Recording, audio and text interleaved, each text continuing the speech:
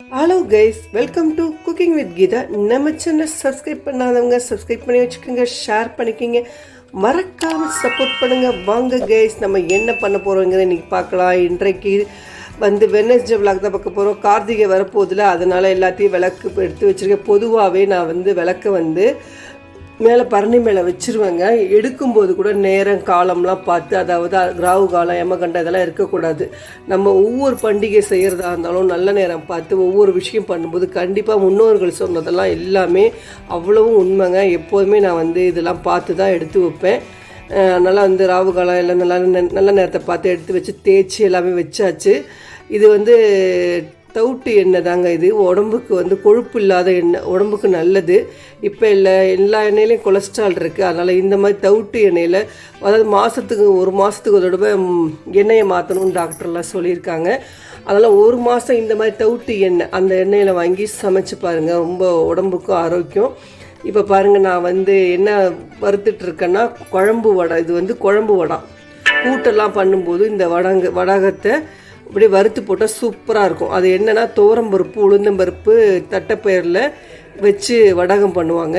காலம்பரம் பாருங்கள், தோசையும் இட்லி பொடி கூட்டு தொட்டு வச்சு சாப்பிட்டாச்சு. அடுத்தது 1 பாட் ரச சாதம் வச்சுருக்கேன், ரெடி ஆகிடுச்சு. இங்கே பாருங்கள், கூட்டு எல்லாமே, தயிர் சாதம் எல்லாமே பண்ணியாச்சு. இப்போ கோவிலுக்கு கிளம்பிகிட்ருக்கேன். இன்னைக்கு கோவில் ஒரு ஃபங்க்ஷன் இருக்குது, அதையும் பார்த்துட்டு அப்படியே படிச்சுட்டு வந்துடலாம் அப்படின்னு சொல்லிட்டு கிளம்பிட்டுருக்கேன்.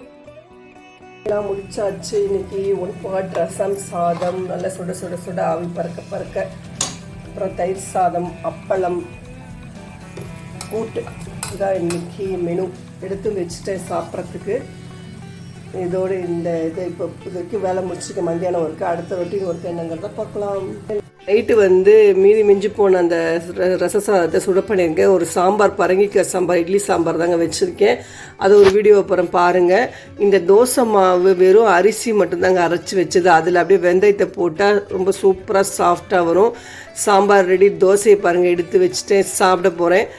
அவங்களுக்கு தான் கொடுக்கலான்னு எடுத்து வச்சுருக்கேன். அடுத்தது எப்பவும் போல் அடுப்பெலாம் தொடச்சி எல்லாமே க்ளீன் பண்ணி எல்லாமே முடித்தாச்சு. வெட்னஸ்டே விளாக் இன்றைக்கு பொழுது இப்படி தாங்க போச்சு. நாளைக்கு தர்ஸ்டே விளாக் பாபா டே, ஸ்பெஷல் டே தான்.